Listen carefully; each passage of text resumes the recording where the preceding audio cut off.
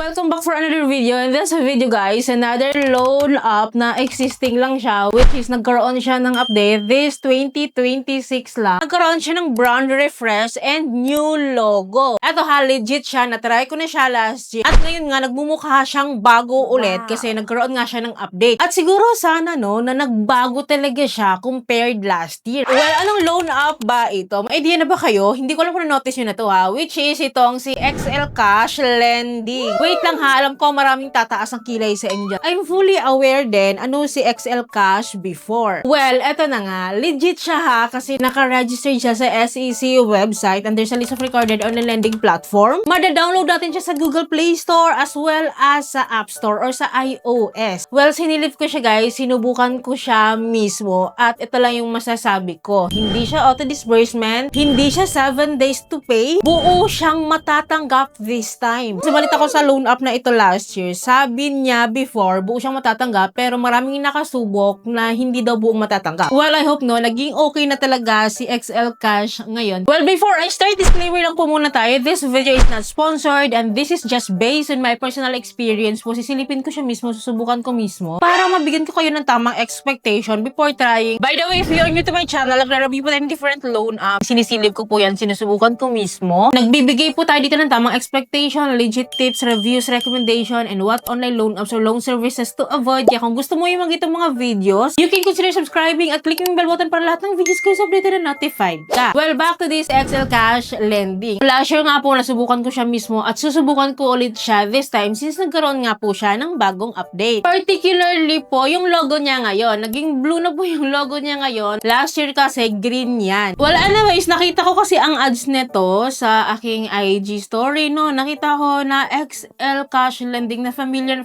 sa akin. So, kinlik ko itong install now. Kaya nag-direct ako sa Google Play Store. At kung makikita nyo po dito, kunting-kunti pa lang talaga yung reviews niya. Dahil nagmumukha nga siyang bago, no? Well, anyways, dahil dinilit ko na po yung aking app nito. So, dinownload ko po or in-install ko po ulit yung kanilang loan app para nga po masubukan ko po mismo. So, ang bubungad agad po sa atin dito ay yung kanilang privacy policy na in-agree ko po siya para makapag-proceed po ako. And then, after po nito is we need to input our mobile phone number and then get the verification code. Magpapadala po sila sa atin yan and then next po tayo right away. And then, dito po sa homepage po ni XL Cash Lending po, nagpapautang siya ng after 60,000 pesos. So, it doesn't guaranteed to ha, na ito talaga yung ipapautang nila sa atin. Usually po, kapag first timer tayo, magsisimula tayo sa mababa. Kasi hindi ko na patatagalin, no? Click lang natin to agad yung apply now. And then, meron ditong data collection statement that we need to agree before proceeding to the next step. So, in-agree ko siya. Then, ang dami natin kailangan i-allow dito, no? Kasi pag hindi natin yan gagawin, guys, hindi natin ma-generate yung mismong loan application process kasi meron silang makailangan dito. So, inalaw ko lahat sila and then after po niyan, well, dito po is the identity verification na po. So, dito po meron silang mga recommended ID type tsaka other options. So, tingnan nyo na lang yung recommended ID type, no? Anyways, kung wala kayo niyaan, so, meron namang other options dito. Pero luckily, guys, yung health card or yung PhilHealth natin, pwede natin itong piliin na sa recommended ID type siya. Ito nga yung pinili ko. And then, after po nito, pipicturean din po natin yan agad. And then, mag-auto-capture po yung mga details po ng ating ID like our full name, ID number, and date of birth. Then, after ko pong ma-review, isinabmit ko na rin po siya. And then, this is followed by the facial recognition na po. After po ng facial recognition, this is followed by the personal information na po. So, including our education, marital status, number of credit cards, email, gender, addresses po natin, loan purpose. And then, dito sa baba, buti naman optional lang siya, yung alternate phone number, Facebook account, and Viber account. Lalong-lalo na itong sa Facebook account, no? Alam nyo naman na ayaw natin mag-provide ng ganyan. At okay lang yon kasi optional naman. After po ng personal information, this is followed by the work information na po. So, this one, guys, tinatanong nila yung ating company details, income details. And of course, our profession. Don't worry, guys, kahit tayo ay unemployed, housewife, student man yan, freelance, and etc. Tinatanggap po nila kasi hindi naman po sila lang hihingi ng kahit anong income proof dito. Well, anyways, kahit po unemployed yung piliin natin dito, we need to still provide pa din the company details. So, diba, unemployed na yun, company details pa rin na kailangan nila. So, ibig sabihin nito, walang pinagkaiba, mapa-employed or unemployed ka is parang sila nang hinihingi. So, we need to fill up pa din kasi hindi tayo makapag-proceed kapag hindi natin fill upan tong mga to. Well, after po pala nito, this is followed by the contact information or the emergency contact for the character references po. At ito po ay magdadirect sa ating phone book list. 5 po yung hinihingi po nila dito, no? So, we must be ready. So, after po nito, nagre-require po sila ng ating account information or disbursement information calculation or withdrawal info po ito, no? So, either e-wallet or bank account po yung ating mode of disbursement po dito. So, kapag bakit ang mga loan app po, you know me, lagi e-wallet yung pinipili ko. And anyways, ito po yung mga e-wallets po na pagpipilian dito, madami din naman siya. And for me, I choose GCash lang para mas madali ko siyang manotice. So, kailangan natin fill upan yung ating GCash account details dyan. And after po nito, isasubmit lang po natin yan. And then agad-agad guys, i-evaluate agad po nila tayo. Well, eto na nga, meron tayong instant loan offer po dito na 2,000 pesos. So, dito po meron po akong repayment terms of 3 po, no? 3 terms yung binigay niya sa akin ngayon. Kung makikita natin dito, from the time that I'm trying this loan app is yung first period ko po is within 15 days to pay po siya. Second period ko, ganun din. Every 15 days po yung payment ko. And then, itong third period po na ito is mabuwave siya kapag on time po tayo magbayad sa first and second period. So, lumalabas po na 1 month to pay lang siya kasi twice a month tayong magbabayad dito kasi every 15 days, diba? Dalawang period lang yung babayaran natin. Well, kinumpute ko guys yung kanyang interest rate at lumalabas po na nasa 29.75% for 1 month na ito ha. So, lumalabas na 14.87%